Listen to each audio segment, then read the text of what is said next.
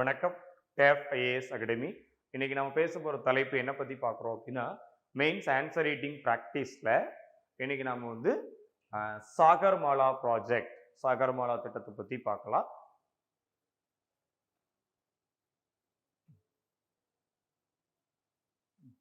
ஆக்சுவலா இந்த திட்டம் பார்த்தீங்க அப்படின்னா, இந்தியாவுடைய கடல் பரப்புல இருக்கக்கூடிய துறைமுகங்களை பயன்படுத்தி ஏற்றுமதி, இறக்குமதி மற்றும் வணிகம் சார்ந்த உச்சபட்ச நிலை அடையறதுக்காக இந்திய அரசாங்கமானது 2015ஆம் ஆண்டு இதை பயன்படுத்தி கொண்டாந்துருப்பாங்க.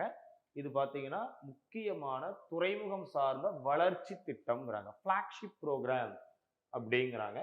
ஏன் அப்படின்னா இந்தியாவுடைய கடல் எல்லை நம்மளுக்கு எல்லாத்துக்குமே தெரியும். 7500 கிலோமீட்டர் கடல் எல்லையை கொண்டுள்ள நாடு. உலகத்திலேயே கடல் வழி போக்குவரத்துடைய மையமா ஒரு முக்கிய இடமா இருக்கு இந்தியா. ஆனா அதை வருமானமா மாத்துற அளவுக்கு ப்ரொடக்டிவிட்டி இல்லை. ஸோ அதனால என்ன பண்ணியிருக்காங்கன்னா இந்திய அரசாங்கம் 2015ஆம் ஆண்டு சாகர்மாலா திட்டத்தை நம்மளுக்காக கொண்டாந்துருக்காங்க. அந்த திட்டத்தை பத்தி பார்க்கலாம். எதுக்காக அப்படின்னு பார்த்தீங்க அப்படின்னா,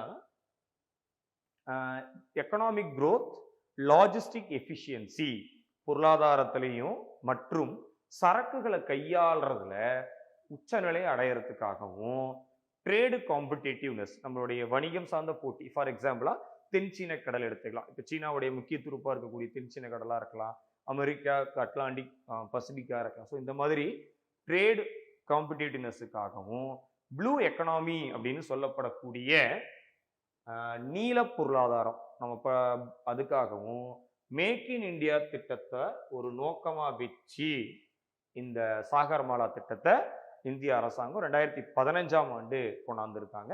இந்த திட்டத்தில் நம்ம என்னென்ன பேச போறோம்னா, அதோடைய நோக்கங்கள், அதோடைய திட்டத்துக்கான தேவைகள் ஏன் இருக்கு, அதுக்குள்ள சவால்களை பத்தி நம்ம பேச போறோம்.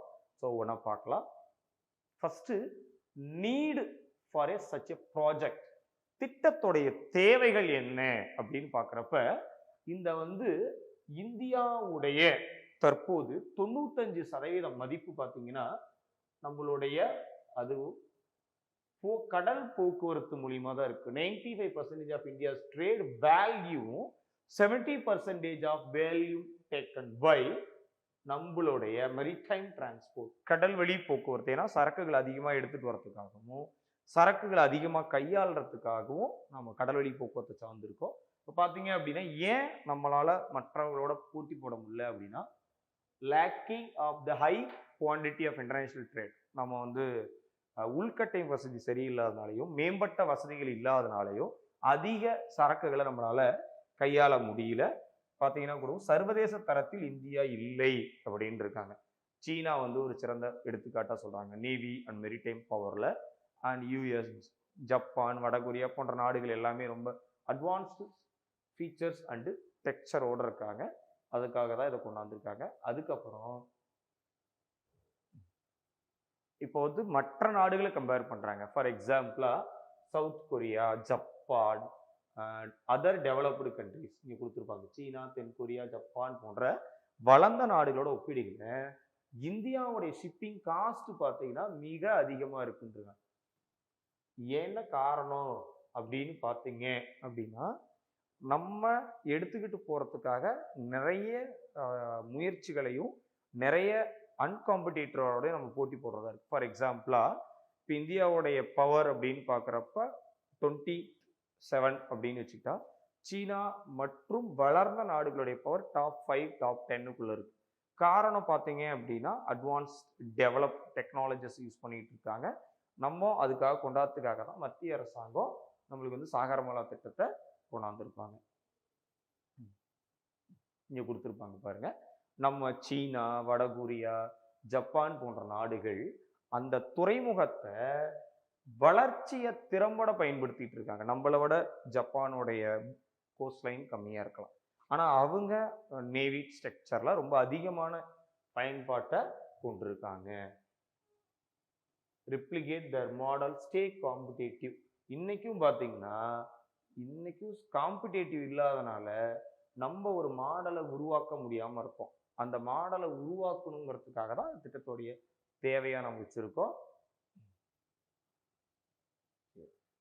ஆக்சுவலா நம்ம செலவை குறைக்கிறதுக்காகவும் தளவாட செலவை குறைத்து இந்தியாவோட ஏற்றுமதியை வலுப்படுத்த ஒரு திட்டம் வகுக்கப்பட வேண்டும்னு அரசாங்கம் நினைச்சாங்க. அதுக்காக அத்தகைய திட்டமாதான் நம்மளுக்கு Sagarmala is one such a plan. அத்தகைய திட்டம் தான் சாகர்மாலா திட்டம் அப்படின்னு அரசாங்கம் சொல்றாங்க. அடுத்ததா பாத்தீங்க அப்படின்னா இதோடைய இலக்குகள், அப்ஜெக்டிவ்ஸ்.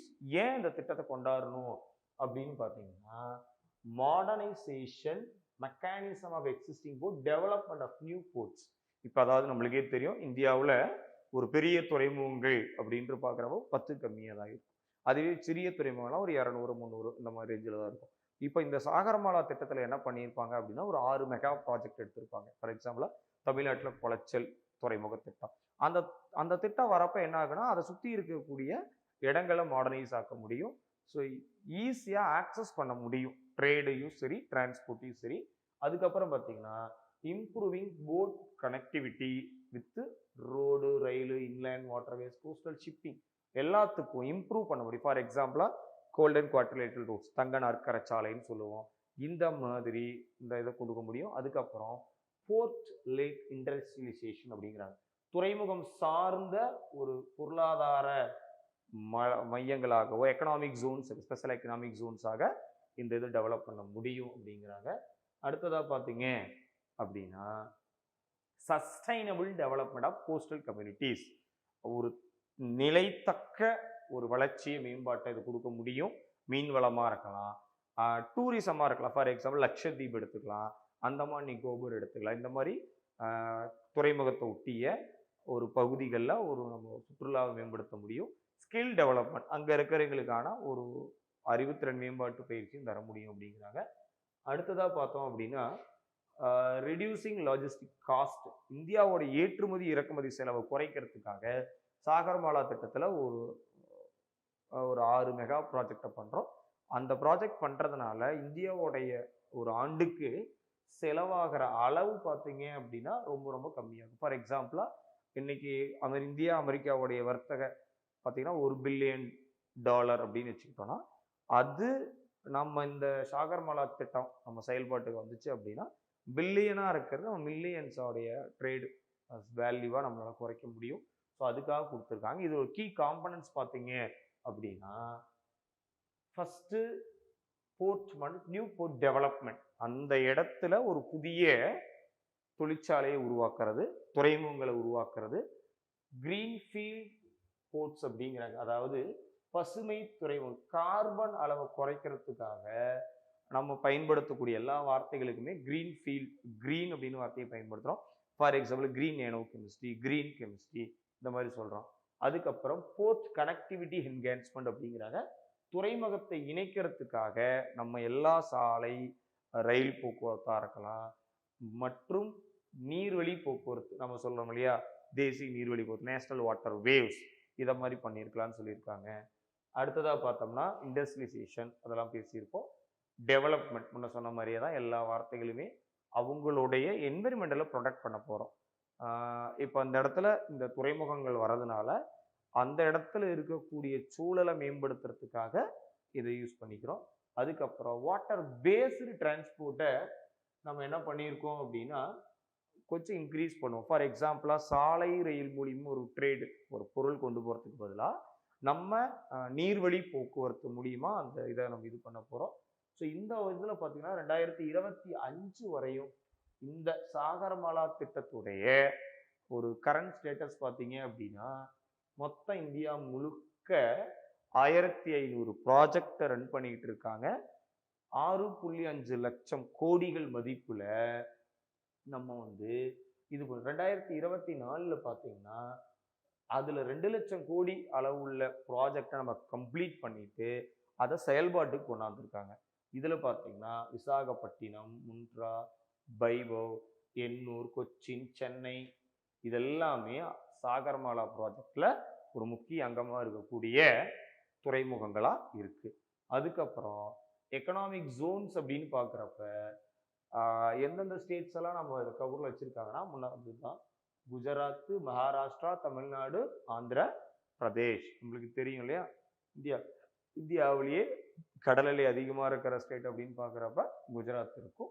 இதில் வந்து 272 ப்ராஜெக்டை கம்ப்ளீட் பண்ணியிருக்கோம். இதோட எம்ப்ளாய்மெண்ட் பார்த்தீங்கன்னா nearly 1 million job exempted to be created. ஒரு இந்த ப்ராஜெக்ட் செயல்பாட்டு முழுசாக முடிஞ்சதுக்கப்புறம் கிட்டத்தட்ட 1 மில்லியன் வேலை வாய்ப்புகளை இந்த சாகரமாலா திட்டம் வந்து நம்மளுக்கு கொடுக்குது அப்படின்னு இருக்காங்க. இதில் பார்த்தீங்க அப்படின்னா சவால்கள் அப்படின்னு பார்க்குறப்ப ஒரு இடத்துல ஒன்று செயல்பாடு பண்ணுறப்ப அங்கே இருக்கிற மக்களுடைய போராட்டங்கள், அச்சங்கள் இதெல்லாமே எதை கொடுத்துருப்பாங்க. ஃபஸ்ட்டு நிலம் கையகப்படுத்தல் இருக்க சிக்கல்கள் மற்றும் வழக்குகள். இப்போ வந்து குளச்சல், விழிஞ்சம், காயல்பட்டினம், விழிஞ்சம்னா கேரளாவில் இருக்கு, காயல்பட்டினமாக இருக்கலாம், குலசேகரப்பட்டினம், இந்த மாதிரி கடற்கரையை ஒட்டிய உள்ள இடங்கள்ல வளர்ச்சி திட்டங்களை முன்னெடுக்கிறப்ப அங்க நிலம் கையகப்படுத்தல் ஒரு மிகப்பெரிய சிக்கலாகும். அதுக்கு எதிராக தொடரப்பட்டிருக்கக்கூடிய வழக்குகளை கையாளுறதுக்கும் மிகப்பெரிய சிக்கலா இருக்கு. முக்கியமா என்விரான்மெண்டல் கிளியரன்ஸ் வாங்குறது ரொம்ப ரொம்ப கஷ்டம். ஏன்னா ஃபார் எக்ஸாம்பிளா இப்ப தமிழ்நாட்டை ஒட்டி இருக்கிற கடற்கரைகள் எல்லாமே மன்னார் வளைகுடா அப்படின்னு சொல்லக்கூடிய அந்த பயோஸ்பியர் ரிசர்வ் ஜோனுக்குள்ள இருக்குது. மேக்சிமம் பார்ட்ஸ் இருக்கிறதுனால அந்த இடத்துல கிளியரன்ஸ் வாங்குறதுக்கும் அந்த ரெகுலேஷன் ஜோனை நம்ம கரெக்டாக மெயின்டைன் பண்ணுறதுக்காகவும் ரொம்ப கஷ்டப்படுறாங்க. அதுக்கப்புறம் கோஆர்டினேஷன் ஒரு பெரிய பிரச்சனையாக இருக்குது அப்படிங்கிறாங்க. கோஆர்டினேஷன் தான் தெரியும், மத்திய மாநில அரசுடைய ஒத்துழைப்பு, மாவட்ட நிர்வாகத்துடைய செயல்பாடு, மக்களுடைய பங்களிப்பு மற்றும் அவங்களுடைய எதிர்ப்பு கம்மியாக இருக்குது. இதெல்லாம் கொஞ்சம் கஷ்டம்.